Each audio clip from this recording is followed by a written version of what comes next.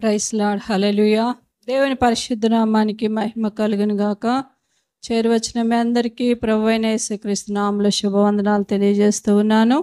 ఇంతవరకు మనము ఈ యొక్క సిలువలో పలికిన మాటలను ధ్యానిస్తూ ఉన్నాము. మూడవ మాటగా యోహాను సువార్త 19వ అధ్యాయము 26, 27 వాక్యాలను మనం చదువుకుందాం.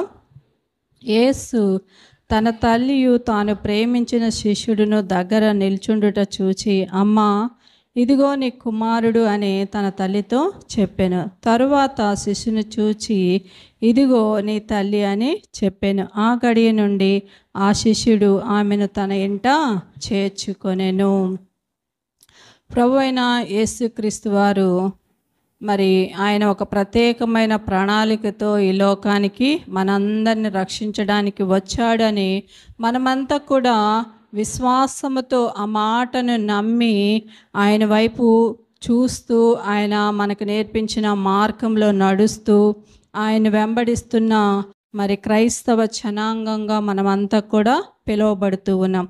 మరి ప్రభువైన యేసుక్రీస్తు వారు ఆయన ఈ లోకానికి వచ్చిందే మరణించడం కోసమని ఆయన ఎంతగానో స్పష్టంగా ఆయనకు తెలుసు. ఆ యొక్క విషయాలన్నీ కూడా ఆయన భూలోకంలో సంచరించి స్వార్థను ప్రకటిస్తున్నప్పుడు తను వెంబడిస్తున్న శిష్యులందరికీ కూడా విషయాలు ఆయన తెలియచేస్తూ ఉన్నాడు. అయితే చివరిగా ఆయన సిలువ వేయబడిన తరువాత ఆ సిలువలో ఒక్కొక్క మాట పలుకుతూ ఉన్నప్పుడు వాటిని కూడా మరి అక్కడున్న ప్రజలంతా కూడా ఆలకిస్తూ ఉన్న సందర్భాన్ని మనము చూస్తూ ఉన్నాం. అయితే ఇక్కడ ఆయన మాట్లాడిన మాటను మరి మనం చదువుకొని ఉన్నాం. ఏమనంటే, యేసు ప్రభువారు తన తల్లిని గూర్చి పలుకుతున్న మాటను మనము చదివి ఉన్నాము. ఈ యొక్క వాక్కులో ఏముందంటే, యేసు ప్రభువారు తన ప్రేమను వెల్లడి చేస్తూ ఉన్నాడు. ఏం వెల్లడి చేస్తూ ఉన్నాడు? ప్రేమ. మరి యేసు ప్రభువారికి ఒక పేరుంది కదా, ప్రేమామయుడు. ప్రేమామయుడు. మరి ఆయన తల్లిని మాత్రమే ప్రేమించాడా అంటే, తల్లిని మాత్రమే కాదు, లోకంలో ఉన్న ప్రతి మనుష్యుని కూడా ఆయన ఏం చేస్తూ ఉన్నాడు? ప్రేమిస్తూ ఉన్నాడు, ప్రేమిస్తూ ఉన్నాడు, ప్రేమిస్తూ ఉన్నాడు. అన్ని సందర్భాల్లో, అన్ని విషయాల్లో ప్రభువైన యేసు క్రీస్తు వారి యొక్క ప్రేమను మనుషుడి ఎడల కనపరుస్తూనే ఉన్నాడు. అది మనం చూస్తూనే ఉన్నాం. మరి యొక్క యోహాను సువార్తలోనే ఆయన 4 సార్లు అమ్మ అని చెప్పేసి పలికిన విషయాలు ఉన్నవి. అదేంటంటే, మరి యోహాను సువార్త 2వ అధ్యాయము, కానా పెండ్లి విందులో తల్లి ఆయన దగ్గరకు వచ్చి, అయ్యా, ద్రాక్ష రసము అయిపోయింది అంటే, అమ్మ, నా సమయం ఇంకా రాలేదు అని చెప్తాడు. తర్వాత మరి యోహాను సువార్త 4వ అధ్యాయంలో అక్కడ మరి ఒక స్త్రీతో ఆయన మాట్లాడుతూ ఉంటాడు, సమరయ స్త్రీతో మాట్లాడుతూ ఉంటాడు. మరి ఆమె జీవితం అంతా కూడా మరి నిష్ప్రయోజనమైన జీవితము అయినప్పటికీ ఆమెను కూడా ప్రభువైన యేసుక్రీస్తు వారు ఏమని పిలుస్తున్నాడు? అమ్మ, ఒక కాలము వస్తుంది, ఆ కాలంలో మరి ఆ దేవుని యొక్క కార్యాలు అందరూ కూడా తెలుసుకుంటారు అని చెప్పి ఆయన చెప్పాడు.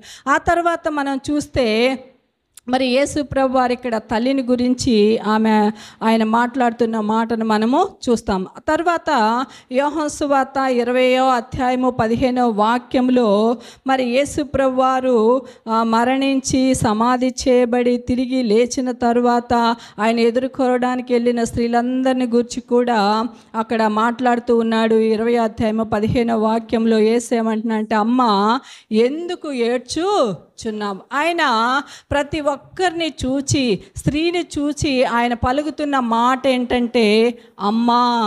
ఆయన సొంత తల్లినే కాదు, స్త్రీలందరినీ గూర్చి ఆయన పలుకుతున్న మాట అది ఎంత శ్రేష్టమైన మాట కదా.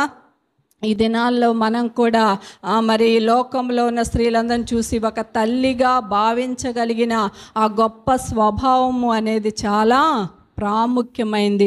మరి అలాగే మనము కూడా నడుచుకోవాలని ప్రభువైన యేసుక్రీస్తు వారు పలికిన మాటల్లో మనము చూస్తాం. మరి ఇంకా మరి యోహాను సువార్త 8వ అధ్యాయంలోనే మరి పాపాత్మురాలైన స్త్రీని అందరూ కూడా రాళ్లతో కొడుతూ మరి ఆయన ముందుకు తీసుకొని వచ్చినప్పుడు ఆమెను కూడా ఆయన ఏమంటున్నాడు, అమ్మా నీకెవరు శిక్ష విధించలేదా? నేను కూడా నీకు ఎలాంటి శిక్ష విధించను అని ఆయన మరి ప్రతి ఒక్కరిని కూడా ఆ తల్లిని పిలిచినట్లుగా ఆ ప్రేమపూర్వకమైన ఆ మాటను ప్రభువైన యేసుక్రీస్తు వారు అన్ని సందర్భాల్లో పలికినట్లుగా మనము చూస్తూ ఉన్నాం. కాబట్టి ఇక్కడ కూడా తల్లిని మరొకసారి ఆయన జ్ఞాపకం చేసుకుంటూ ఉన్నాడు. మరి ఆ చివరి గడియల్లో ఆయన ఉన్నాడు. ఇంకా కొద్ది మరి గంటల్లో ఆయన మరణము చెందబోతున్నాడు అనే విషయాన్ని ఆయన తెలుసుకొని తన తల్లిని చూచి అమ్మా అని చెప్పేసి మాట్లాడిన మాటను మనము చూసుకొని ఉన్నాం. అయితే ఇక్కడ ఆ తల్లి మరియు ఆయన ప్రేమించిన శిష్యుడు వీరిద్దరు కూడా ఏం చేశారంటే అంతం వరకు ప్రభువైన యేసుక్రీస్తు వారిని వెంబడించారు. మరి తల్లి అంటే తన బిడ్డల పట్ల ఎంత ప్రేమ ఉంటుందో మనకు తెలుసు అన్నమాట. మరి అలాంటి కుమారుడు తన తల్లి కళ్ళ ముందు ఆయన మరి అనేక బాధలు, హింసలు, అవమానము మరి ఎదుర్కొంటూ ఉన్న సందర్భాన్ని చూచి ఆ తల్లి ఎంతగానో తలడిల్లిపోతూ ఉందన్నమాట. మరి యేసు ప్రభు వారు కూడా బాధను అనుభవిస్తూ ఉన్నాడు. కానీ మరి ఆయన బాధను పక్కన పెట్టి అక్కడ ఆయన తల్లి బాధను చూస్తూ ఉన్నాడనమాట. తన తల్లి ఎంతగా బాధపడతా ఉంది, తన తల్లి హృదయం ఎలాగూ గాయపరచబడతా ఉంది అనే విషయాన్ని ప్రభు అయిన యేసుక్రీస్తు వారు సిలువలో ఉండి తల్లిని చూస్తూ ఉన్నాడు. మరి లూకా సువార్త 2వ అధ్యాయంలో ప్రభు అయిన యేసుక్రీస్తు వారు జన్మించినప్పుడే ఆయన 8వ దినమున దేవాలయానికి తీసుకొని వెళ్ళినప్పుడు సిమియోను అనే ఒక ప్రవక్త తన తల్లిని గూర్చి ఒక మాట పలుకుతాడు. ప్రవచనం ఏమనంటే, ఇదిగో నీ హృదయంలో ఒక ఖడ్గము దూసుకొని పోవును అంటే, అప్పుడు ఆ మాట తన తల్లికి అర్థము కాకపోయి ఉండొచ్చు. కానీ ఇప్పుడు అదే పరిస్థితిలో తన తల్లి ప్రభువైన యేసుక్రీస్తు వారి కళ్ళ ముందు కనబడుతూ ఉంటే మరి ఆ యొక్క మాటను ఆయన మరి తెలుసుకొని ఆ యొక్క స్థితి ఇప్పుడు తన తల్లి అనుభవిస్తూ ఉంది. తన హృదయము మరి ఖడ్గము చేత గాయపరచబడినంతగా వేదనతో తన తల్లి హృదయం ఉందని చెప్పేసి ఆమెతోనే ప్రత్యేకంగా ఆయన మాట్లాడుతూ ఉన్నాడు. అమ్మ మరి ఎంతగానో ప్రభు అయిన యేసుక్రీస్తు వారు మరి 30 సంవత్సరాలు ఏం చేశాడంటే తన కుటుంబం కోసము ప్రయాసపడినట్లు మనము చూస్తామన్నమాట. అందుకని అంటారు, ఈయన వడ్లవాని కుమారుడు కాడా, మరి ఈయన తల్లి మరియా కాదా, వీరి సహోదరులు సహోదరులంతా మనతో కూడా ఉన్నారంటే మరి తన కుటుంబం కోసము ఆయన ఎంతగానో ప్రయాస పడ్డాడు, కష్టపడ్డాడు. తన తండ్రి చేసే పనుల్లో ఆయన తోడ్పాటుగా ఉన్నాడు అనే విషయాన్ని మనము గ్రహిస్తూ ఉన్నాం. కాబట్టి మరి ఆ సమయంలో తండ్రి అక్కడ లేడు అంటే ఆయన ఒకవేళ ముందుగానే మరణించాడని మనము గ్రహించవచ్చు. కాబట్టి ఇక్కడ తల్లి మాత్రమే ఉంది, ఆ పరిస్థితిని చూస్తూ ఉంది. ఆమె హృదయం ఎంతగానో వేదన పడుతూ ఉంటే ఆమెను ఓదార్చడానికి, ఆమెను కూడా ధైర్యపరచడానికి ఆయన ఆ సమయంలో మాట్లాడుతున్న మాటలను మనము గ్రహిస్తూ ఉన్నాం. తరువాత తన తల్లిని గురించిన బాధ్యతను ఆయన ఏం చేస్తూ ఉన్నాడంటే శిష్యునికి అప్పగిస్తూ ఉన్నాడు. మరి తల్లిదండ్రుల బాధ్యత అనేది చాలా గొప్ప కార్యం, అది ఒక గొప్ప ధన్యతగా మరి ఈ రోజుల్లో మరి ప్రజలు గ్రహించటలేదు. ఎందుకంటే తల్లిదండ్రులను ఒక భారము అని చెప్పి ప్రజలంతా కూడా ఆ లోకంలో ఉన్న వాళ్ళు ప్రభు అయిన యేసుక్రీస్తుని ఎరుగని వారు ఏం చేస్తూ ఉన్నారంటే వాళ్ళు భారము, వాళ్ళకి ఆహారం పెట్టడము కూడా వేస్ట్ అని చెప్పేసి అలాంటి హృదయము లోకంలో ఉన్న మనుషుల్లో సాతాను నింపుతూ ఉన్న దినాల్లో మనం ఉన్నాం. అయితే ప్రభు అయిన యేసుక్రీస్తు వారు మనకేం తెలియజేస్తూ ఉన్నాడంటే తల్లిదండ్రులు అనేవాళ్ళు గొప్ప ధన్యత, వాళ్ళు గొప్ప భాగ్యము. వారిని మనం ఎప్పుడు కూడా విస్మరించకూడదు. వాళ్ళని సన్మానించాలి, వాళ్ళని గౌరవించాలి, వాళ్ళని పోషించాలి, వాళ్ళని ప్రేమించాలి అనే విషయాలు మరొకసారి తన బాధ్యతను ఆయన జ్ఞాపకం చేసుకొని, మరి తను కొంత సమయంలో ఇక్కడ భూలోకం నుండి వెళ్ళిపోతున్నాను కనుక ఆ బాధ్యతను శిష్యుడైన యోహానుకు అప్పగిస్తూ ఉన్న విషయాన్ని మనము చూస్తూ ఉన్నాం. కాబట్టి తల్లిదండ్రులను మనము కూడా సన్మానించాలి, గౌరవించాలి అని చెప్పేసి పరిశుద్ధ గ్రంథంలో ఎన్నో వాక్యాలు వ్రాయబడి ఉన్నవి. ప్రభు అయిన యేసుక్రీస్తు వారు ఆ విషయాలన్నీ కూడా తెలియజేశాడు. వాళ్ళని సన్మానిస్తే మనం భూమి మీద దీర్ఘాయుష్మంతులుగా ఉంటామని, అలాగే వాళ్ళని గౌరవించి వాళ్ళని ప్రేమిస్తూ ఉంటే మరి మనకు గొప్ప మేలు దీవెన కలిగింది. మరి అలాగూ గౌరవించని వారిని కూడా మరి దేవుని యొక్క వాక్యం చెప్తా ఉంది, వాళ్ళ కన్నంట లోయ కాకులు పీకును అని చెప్పి సామెతలు 30వ అధ్యాయంలో ఆ యొక్క మాట వ్రాయబడి ఉంది మనం చూసినట్లయితే.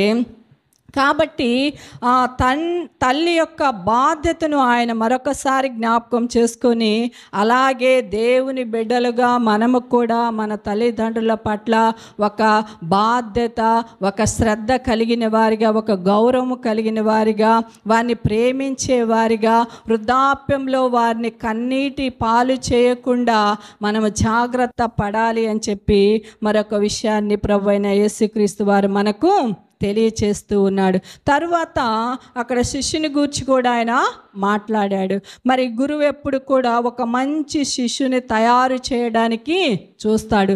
కాబట్టి ప్రభువైన యేసుక్రీస్తు వారు కూడా ఏమనంటే, నా యందు విశ్వాసం ఉంచిన వాడు నాకన్నా గొప్ప కార్యాలు చేస్తారు అని. కాబట్టి యోహాను కూడా ప్రభువైన యేసుక్రీస్తు వారి యందు ఎంతో గొప్ప విశ్వాసం ఉంచి ఆయన అడుగుచాడల్లో నడవడానికి, ఆయన వెంబడించడానికి, ఆయన్ను మరి ప్రేమించడానికి ఎంతగానో ఇష్టపడి మరణమైనా కూడా ఆయన వెనుతిరిగి పోలేదు. మిగిలిన శిష్యులంతా కూడా ఇక్కడ లేరు. అంటే ఏంటి, వాళ్ళు గలిబిలైపోయారు, వాళ్ళు వెనుదిరిగిపోయారు, ఎక్కడో దాక్కున్నారు. కానీ ఈ యొక్క శిష్యుడైతే మరి యేసు ప్రభు వారు వెళ్ళిన ఆ మార్గంలో వెళ్తూ ఆ యొక్క స్థితిలో నిలబడినట్లుగా మనము చూస్తూ ఉన్నాం. మరి మోషే గొప్ప నాయకుడు, ఆయన ఏం చేశాడంటే గొప్ప యెహోషువను తయారు చేశాడు. అలాగే మరి పౌలు, అపోస్తలుడైన పౌలు తిమోతిని సిద్ధపరిచాడు.